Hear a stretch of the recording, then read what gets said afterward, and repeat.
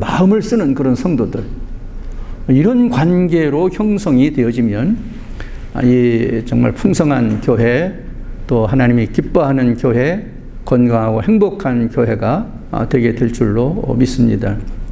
제가 오래전에 어떤 모임에 갔더니 그 유학생인 한 학생이 간증을 하더라고요.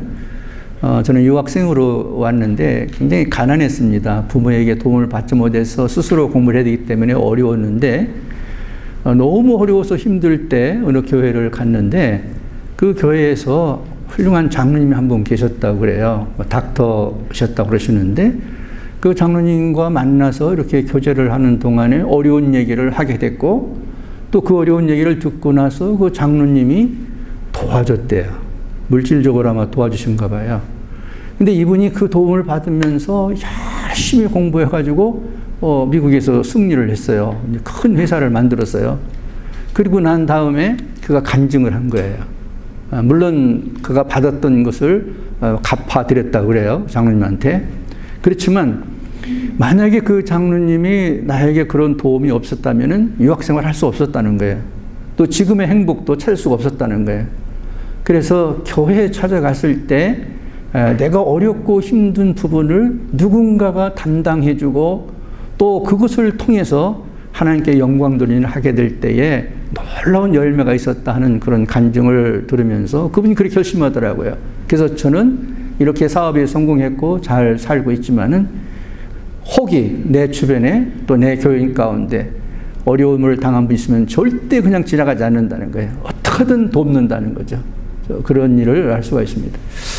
저도 그 작은 경험을 하나 했는데요. 어느 날 제가 샌프란시스코에 있는 어느 교회에 세미나가 있어 참석을 했는데, 강사가 강의를 하다가 이런 얘기를 하더라고요. 오늘 지금 굉장히 어려운 마음을 갖고 이 자리에 참석한 분이 계시면 누구 한 분 나와서 이 얘기를 좀 해달라고, 같이 기도하겠다고 그러더라고요. 근데 저는 그렇게 사람들 앞에 잘 나가고 그런 성격은 아니거든요. 근데 그날 제가 쑥 나갔어요. 왜 나갔냐면, 제가 그 참석하기 전에 어느 교인들 신방을 했는데요. 지금 사업체가 넘어갈 위기라는 거예요. 집이 넘어갈 위기 넘어 있어요. 근데 당장 오늘 그 세를 내야 되는데 세를 낼 돈도 없다는 거예요. 그래서 그 어려움을 당한 성도들을 신방을 해가지고 같이 기도하고, 뭐 제가 물질적으로 도와줄 수가 없으니까 말이죠. 그냥 기도만 하고 와서 굉장히 무거운 거예요. 그게 저한테 뭐 그 강의를 하는데 무슨 소리 하는지 뭐 들리지 않는데 그 소리만 들리는 거예요. 어려운 일이 있는 사람 있으면은 얘기를 해달라. 그래서 제가 나가서 얘기했습니다. 제가 사실 오늘 오기 전에 성도 집을 방문을 했다. 사업체를 방문을 했다. 그런데 이런 어려움을 당하고 있는데 내가 도와줄 수가 없고, 그러나 마음은 무겁다. 같이 기도하면 주겠다. 그래서 같이 기도했어요. 기도해 주더라고요. 정말 위로가 되고 힘이 됐어요. 근데 강의가 첫째 시간이 끝나고 난 다음에 제가 화장실을 갔는데, 나오는데 어떤 사람이, 저한테 얘기를 해요. 목사님이십니까? 그러더라고요. 예, 그렇다고. 그랬더니 조금 전에 제가 얘기를 다 들었다고, 저 좀 잠깐 볼 수 있냐고. 그래서 이제 만났어요. 근데 그분이 준비를 어디 가서 해왔었는지 봉투를 하나 주는 거예요. 제가 기도할 때, 제가 마음이 감동이 왔습니다. 그래서 내가 가지고 있는 이 금액인데 그분한테 조금이라도 도움이 되기를 바랍니다. 눈물이 나더라고요. 그분이 장로님인지 집사님인지 뭐 어느 교회 다니는지 전혀 몰라요. 그때 좀 물어봤으면 좋았었는데 그걸 물어볼 정신도 없었어요. 그래서 제가 그 돈을 가지고 와서 그분을 드렸어요. 그런데 나중에 들은 얘기지만은 그 집사님이 그 돈 때문에 월세 내는 그걸 낼 수가 있었고, 그 어려움을 회복하는데 굉장히 큰 힘이 된, 결정적인 힘이 됐다는 거예요. 근데 역사는 그 다음에 또 일어났어요. 저희 교회에 항상 교회는 어려운 분이 있지 않습니까? 근데 그분이 저를 어느 날 찾아왔어요.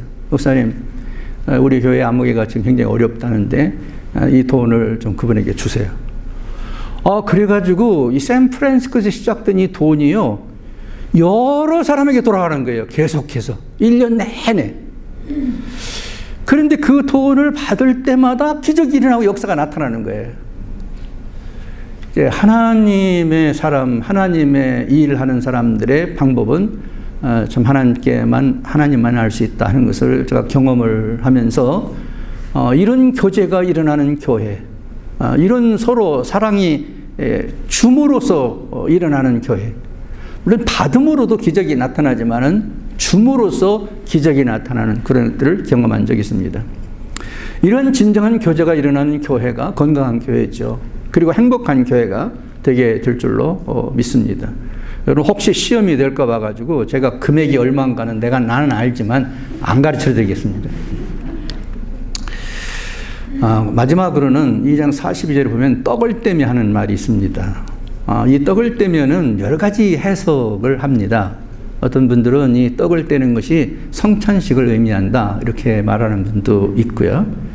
또 어떤 분들은 모여서 이렇게 교제를 해야 되니까 뭐 음식을 먹어야 될 거 아니냐, 이게 교제를 위한 음식이다 이렇게 말하는 사람도 있어요. 그런데 저는 조금 다른 해석을 하고자 합니다. 성찬을 위한 떡도 있을 수 있었고요, 초대교회에. 또 교제를 위한 떡도 가정에서 나눌 수 있었겠어요. 그런데 더 진정한 의미에서 이 떡을 나눈다는 의미의 이 떡은 뭐냐면 당시에 가난한 사람들을 위한 나눔이었습니다.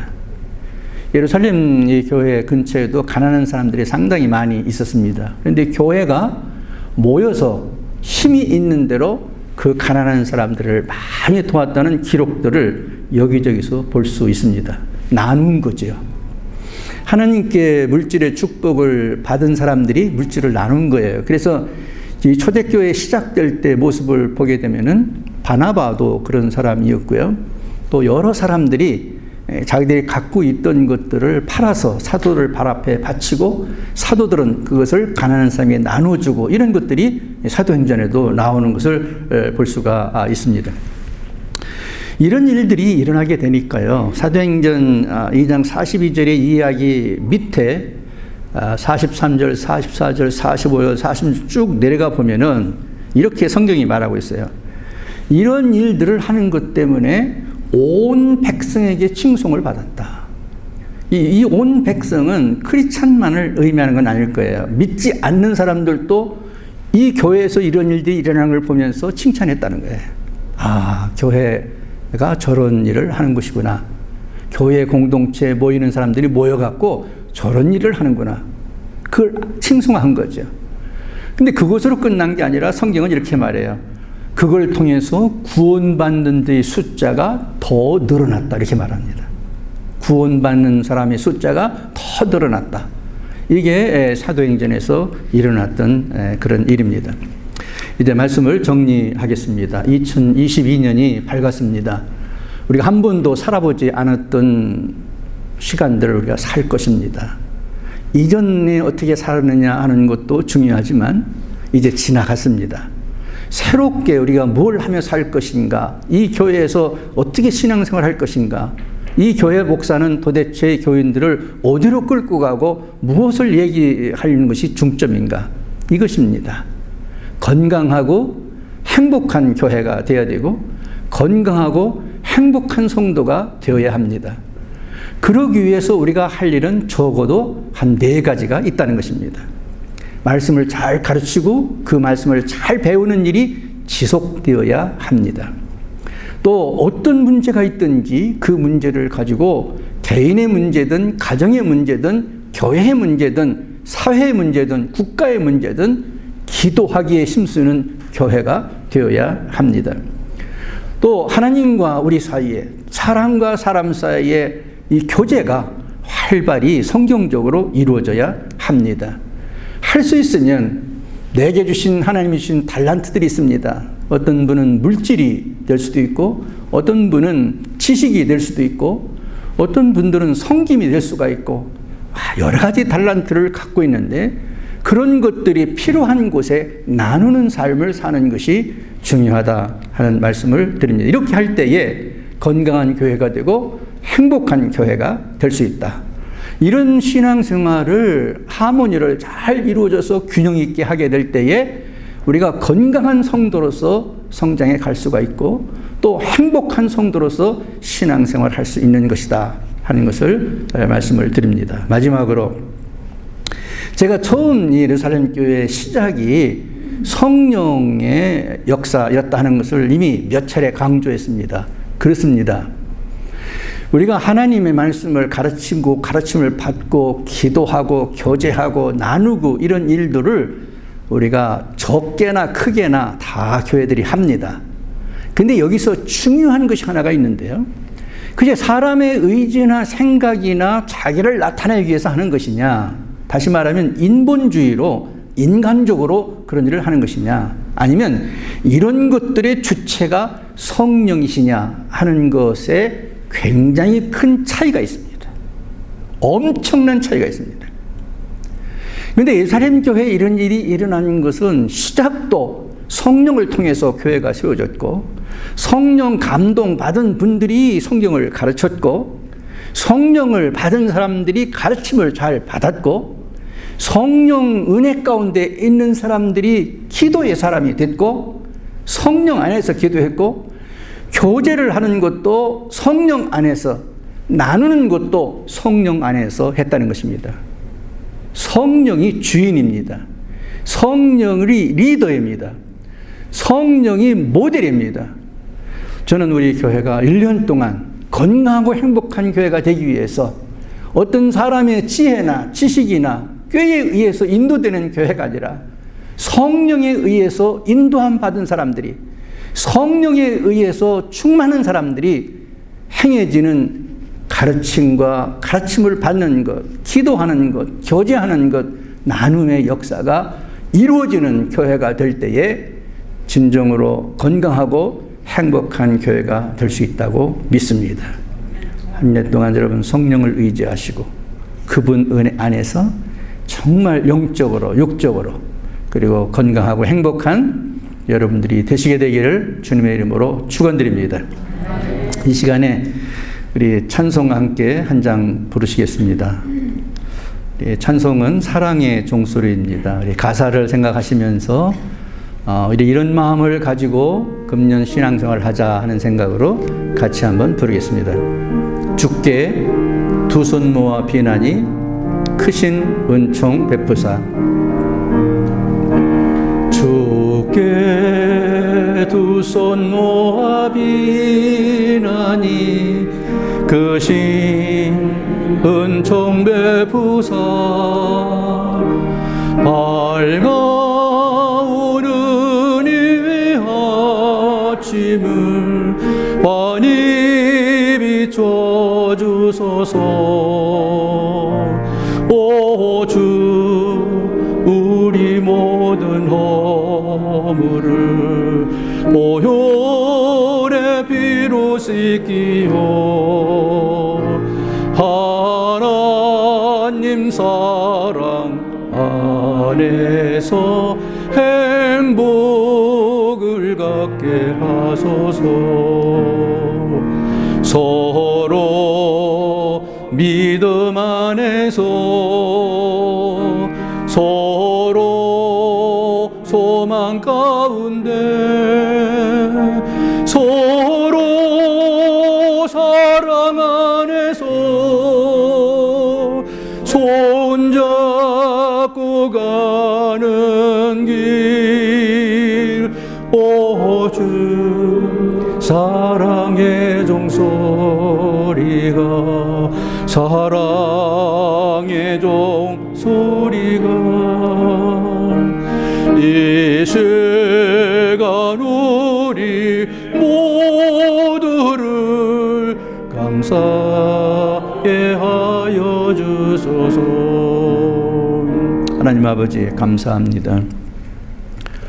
저희들을 사랑하셔서 구원해 주시고 하나님의 자녀가 되게 하시고 한 교회를 섬기는 공동체의 일원이 되게 하심을 감사합니다. 다사다난했던 한 해를 보내고 새로운 한 해를 맞이하면서 다시 한번 주님 의지하고 성령님 안에 거하기를 원합니다. 금년 한 해 동안 우리 교회와 우리 성도님들이 예루살렘 교회가 처음 시작했던 모습과 같이 말씀의 가르침을 잘 받고 기도에 힘쓰며 균형 잡힌 교제를 나누고 내게 주신 달란트를 누군가와 특별히 약한 자들과 나누는 삶을 사는 그런 교회를 지향해 나가면서 건강하고 행복한 교회, 건강하고 행복한 성도들이 되도록 축복하여 주시옵소서. 이제는 우리 주 예수 그리스도의 은혜와 하나님 아버지의 극진하신 사랑하심과 성령님의 감동하심과 위로하심과 축복하심이 이제부터 영원토록 함께 계시기를 간절히 축원하옵나이다. 아멘. 할렐루야.